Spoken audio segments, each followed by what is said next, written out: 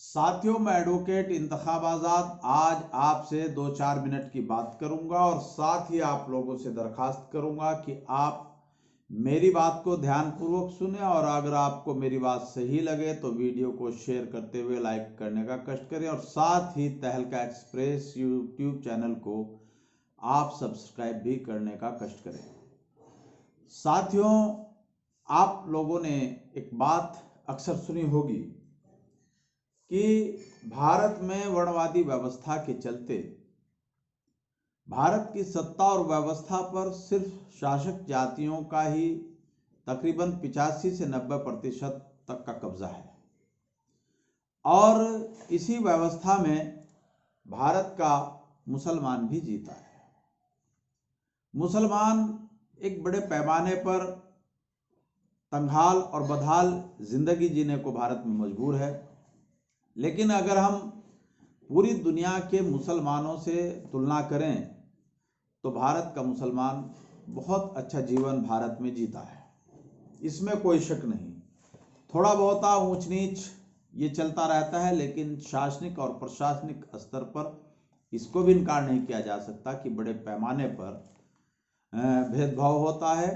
और उस भेदभाव का जिम्मेदार जो भारत का एक वर्ग है, एक मुसलमान तबका है, वो इस भेदभाव, इस उपेक्षा, मुसलमान की जहालत, मुसलमान की इलिटरेसी, मुसलमान का सियासी, समाजी और शैक्षणिक तौर पर पिछड़ेपन का कारण वो ब्राह्मणों द्वारा संचालित हिंदू धर्म के नेताओं या धर्म गुरुओं को ठहराता है। और मैं एडवोकेट इंतखाब आज़ाद हमेशा इस बात का विरोध करता आया हूं कि ऐसा नहीं है। हमारी तबाही और बर्बादी का कारण भारत में हिंदू नहीं है। मैं ये बात सैकड़ों दफा राजनीतिक, सामाजिक और धार्मिक मंचों पर कहता आया हूं और जो तंग ज़हन मुसलमान है वो इसके बदले में मुझे भाजपा, आरएसएस आदि संगठनों का एजेंट और दलाल तक बताते हैं और मेरी आलोचना करते हैं, लेकिन मैं इस तरह की आलोचनाओं से कभी ना तो डरा और ना ही कभी विचलित हुआ और ना ही कभी डरूंगा, क्योंकि आज नहीं कल किसी ना किसी को तो सच बोलना होगा। ऐसा हमारे राष्ट्रीय अध्यक्ष, वामसेफ के राष्ट्रीय अध्यक्ष माननीय वामन मेश्राम जी भी कहा करते हैं कि आज नहीं कल और किसी ना किसी को तो सच बोलना पड़ेगा, शुरुआत करनी पड़ेगी। साथियों, मुसलमानों का एक तबका आज की तारीख में अपने घरों में बैठकर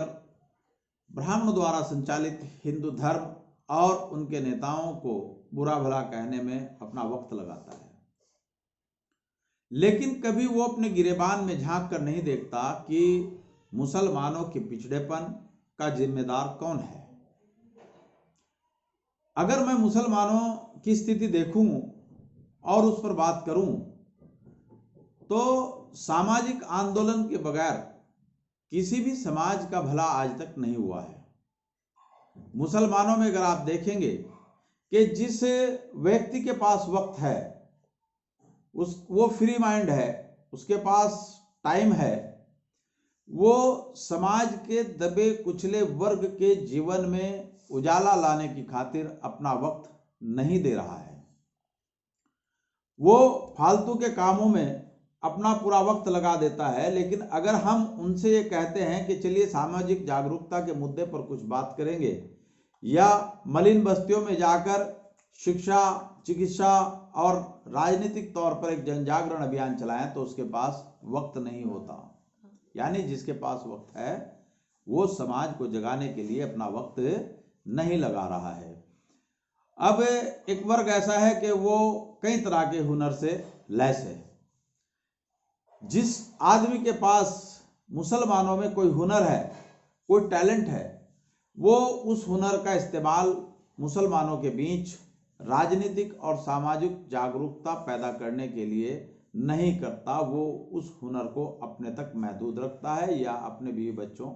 का भरण पोषण करने तक रहता है। तीसरा आता है इल्म। जिन लोगों के पास इल्म है, ऐसा नहीं, ये एक बहुत बड़ी साजिश है जो कही जाती है कि मुसलमानों में पिछड़ेपन का कारण इलिटरेसी है, अशिक्षा है, जहालत का कारण इलिटरेसी, ऐसा कुछ नहीं है। मुसलमानों में बहुत बड़े बड़े हाईली क्वालिफाइड लोग हैं, शिक्षा का प्रचार प्रसार और शिक्षा बहुत अच्छी है, लेकिन राजनीतिक और सामाजिक बेदारी ना होने के चलते उसका सही उपयोग नहीं हो पाता। तो जिस आदमी के पास मुस्लिम समाज में इल्म है, वो उस इल्म का इस्तेमाल समाज में सामाजिक और राजनीतिक जागरूकता पैदा करने के बजाय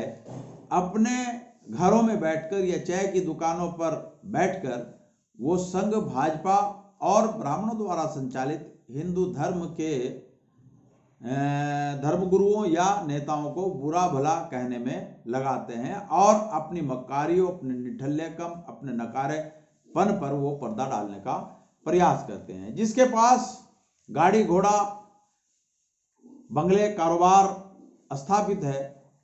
उस आदमी का भी समाज के दबे कुचले वर्ग के जीवन में चार चांद लगाने या उजाला लाने के लिए उसका कोई योगदान नहीं है। जिसके पास पैसा है वो उस पैसे की ज़कात तो अदा कर देता है, लेकिन उस पैसे को समाज के गरीब, दबे कुचले और तरक्की के आखिरी पैदान पर पड़े सिसक रहे लोगों के ऊपर खर्च नहीं करता। और जो लोग ऐसे क्रांतिकारी हैं या संघर्षशील हैं या समाज में परिवर्तन लाकर जहालत के अंधेरों को दूर करना चाहते हैं और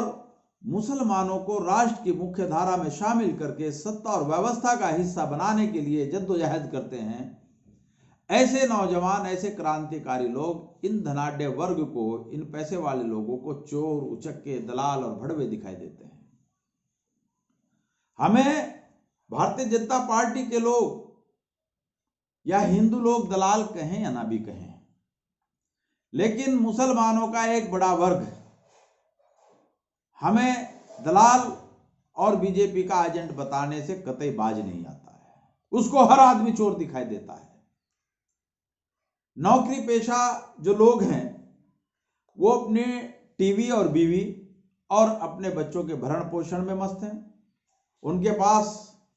अकूत धन संपदा हुई, पैसा आया तो वो उसकी प्रॉपर्टियां खरीद खरीद करके डालते हैं, अपने बच्चों के लिए उसका आर्थिक साम्राज्य करते हैं। ऐसा ही हमारे नेताओं यानी विधायक, सांसद और मौलवी मौलाना जो लोग हैं, उन्होंने एक तरीका अपनाया हुआ है कि हर आदमी किसी ना किसी संगठन से जुड़ा है, चाहे वो कांग्रेस से जुड़ा हो, वो समाजवादी पार्टी से जुड़ा हो, बहुजन समाज पार्टी से जुड़ा हो, आम आदमी पार्टी से जुड़ा हो, पश्चिम बंगाल में तृणमूल कांग्रेस से जुड़ा हो, आदि आदि जिससे भी जो जुड़ा हुआ है, उसने एक तरीका पकड़ा हुआ है कि वो मुसलमानों के बीच भारतीय जनता पार्टी और संघ का खौफ दिखाकर, उनके मन में उनकी दहशत बैठाकर वो भारत के मुसलमानों को इमोशनली ब्लैकमेल कर रहा है। और उनको ब्लैकमेल करके वो एमपी, एमएलए, विधायक, सांसद या दूसरे पदों पर काबिज हो जाता है, या जो बड़े लेवल का धर्म गुरु है वो उन चीज़ों पर काबिज होकर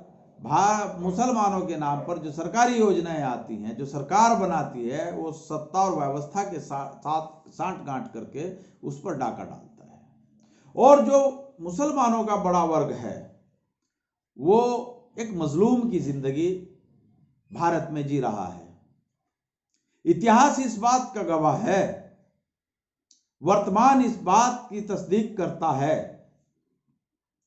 कि किसी भी समाज की गरीबी, किसी भी समाज की लिटरेसी, उसकी बदहाल जिंदगी में सरकारी प्रयासों से कभी कोई परिवर्तन नहीं आया है। जब जब जिस समाज में परिवर्तन आया है वो उस समाज के सामाजिक आंदोलन की बुनियाद पर खड़े किए गए साम्राज्य से आया है। मुसलमानों में सबसे बड़ी कमी आ गई है कि वो बजाय अपना राजनीतिक और सामाजिक विकल्प खड़ा करने के, वो अपनी सारी एनर्जी भाजपा, संघ और ब्राह्मणों द्वारा संचालित हिंदू धर्म के लोगों पर डालता है। और खुद कोई काम करने को तैयार नहीं। मैं हमेशा एक बात कहा करता हूं कि हिंदू हमारा विरोधी नहीं है, हिंदू तो हमारा सहयोगी है। बहुत सारे एग्जाम्पल मिल सकते हैं, बहुत सारे ऐसे उदाहरण मैं दे सकता हूं, और मैं शपथ पत्र देकर पुख्ता प्रमाणों के साथ कह सकता हूं। आज मुसलमान किसी मौलवी मौलाना, किसी MP MLA, किसी लीडर या किसी उद्योगपति के रहमो करम पे अपनी जिंदगी भारत में नहीं जी रहा है। वो टायर पंक्चर का काम कर रहा है, रगाई पुताई का काम कर रहा है, मेहनत मजदूरी का काम कर रहा है, ठेला खींच रहा है, रिक्शा चला रहा है, वो सारा जो भी कुछ कर रहा है वो अपने बलबूते कर रहा है। कोई नेता खड़ा होकर ये नहीं कह सकता कि मैं या मेरी टीम मुसलमानों के जीवन में उजाला लाने की खातिर काम कर रही है और ये मुसलमान हमारे बलबूते काम कर रहे हैं। मुसलमान तो गाय भैंस, कोरमा, बिरयानी, कबाब और इन आदि चीजों में अपना जीवन लगाए हुए हैं। अब सामाजिक आंदोलन जब तक मुसलमानों में खड़ा नहीं होगा तो इनकी राजनीतिक स्थिति मजबूत नहीं होगी, और जब तक राजनीतिक स्थिति मजबूत नहीं होगी तब तक इन लोगों का भला होने वाला नहीं है। आप कितने मदरसे बना लें, कितने आप MP बना लें, कितने MLA बना लें, आपका कोई भला होने वाला नहीं है। इसलिए जिसके पास वक्त है वो समाज को जगाने के लिए अपना वक्त दे, जिसके पास कोई हुनर है वो अपने हुनर का इस्तेमाल सामाजिक और राजनीतिक जागरूकता को पैदा करने में लगाए। जिस आदमी के पास इल्म की दौलत है वो बजाय भाजपा संघ को गाली देने के, वो अपने इल्म को मलिन बस्तियों में जाकर उस इल्म को उन लोगों तक पहुंचाए, उन्हें सही गलत का शौर सलीका उनको समझाए, बताए, यानी इल्म का इस्तेमाल करे। जिस आदमी के पास पैसा है वो उस पैसे का एक हिस्सा समाज के दबे कुचले, शोषित, अधिकार वंचित, मजलूम तबके के जीवन में उजाला लाने की खातिर उसको उस पर खर्च करे। और जो नौकरी पेशा लोग हैं वो अगर ज्यादा कुछ नहीं कर सकते, बहुत बड़े तीर नहीं चला सकते, वो कम से कम इतना काम कर सकते हैं कि अपने किसी नाते रिश्तेदार, अपने भाई बंद, अपने अड़ोसी पड़ोसी, समाज के दबे कुचले 2-4 बच्चों को, अगर एक आदमी अपने 40-50 साल के जीवन में, 60 साल के जीवन में अगर एक आदमी 2-4 बच्चों को शिक्षित करके उसको पैरों पर खड़ा कर दे, कोई बड़ी आफत आने वाली नहीं है। और विधायक, सांसदों और मौलवी मौलाना को इस बात का ज्ञान होना चाहिए कि दुनिया में खाली हाथ आए थे, खाली हाथ जाएंगे। कोई ना कभी लेकर के गया और ना जाएगा। वो जो ये अकूत धन संपदा लूट खसोट करने पर लगे हैं, जो रेत बजरी खनन के कारोबार में मस्त हैं, पोंटी चड्ढा जैसे भ्रष्ट ग्रुप के साथ जो पार्टनरशिप करके अपना विशाल साम्राज्य बढ़ाने में लगे हैं, ऐसे लोगों को समझ लेना चाहिए कि आप कितने भी धन संपदा इकट्ठी कर लें, आपको एक दिन जब दुनिया से जाएंगे आप खाली हाथ जाएंगे, आपका माल यहीं पर रह जाएगा। और जिस नाम के लिए आप जद्दोजहद कर रहे हैं, जिस नाम के लिए आप संघर्ष कर रहे हैं कि मेरा नाम ये हो जाए, मेरा नाम हो जाए, जिस दिन आपकी हवा निकलेगी उस दिन सबसे पहले आपका नाम मिट जाएगा दुनिया से, और आपको मैयत या अर्थी कहकर लोग संबोधित करेंगे। हर कोई एक ही बात पूछेगा कि साहब मैयत को कब ले जा रहे हैं, अर्थी कब जा रही है। आपके नाम से आपको कोई नहीं पुकारेगा, आपका माल,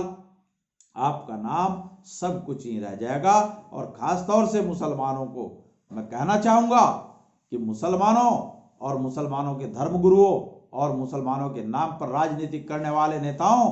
तुम भारतीय जनता पार्टी, संघ और हिंदुत्व को कोसने के बजाय अपने गिरेबान में झांक कर देखो। अगर तुमने अपनी जिम्मेदारियों का सही तरीके से निर्वहन नहीं किया,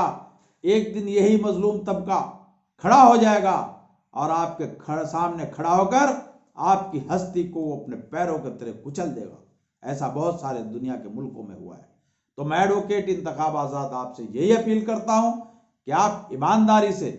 जो जिम्मेदारी आपकी है उस जिम्मेदारी का निर्वहन करें और समाज को जहालत के अंधेरों से निकालकर उन्हें सामाजिक और राजनीतिक तौर पर संगठित करके राष्ट्र की मुख्य धारा में जोड़ें। ना कि उन्हें दरी बिछाने के लिए इस्तेमाल करें, ना कि उनके अंदर भाजपा और हिंदुओं के प्रति खौफ और नफरत पैदा करके उनको इमोशनली ब्लैकमेल करके अपना आर्थिक, धार्मिक, सामाजिक साम्राज्य आप खड़ा करें। साथियों, आपने मेरी बात को ध्यानपूर्वक सुना, उसके लिए आपका बहुत बहुत धन्यवाद। जय भीम, जय भारत, खुदा हाफिज।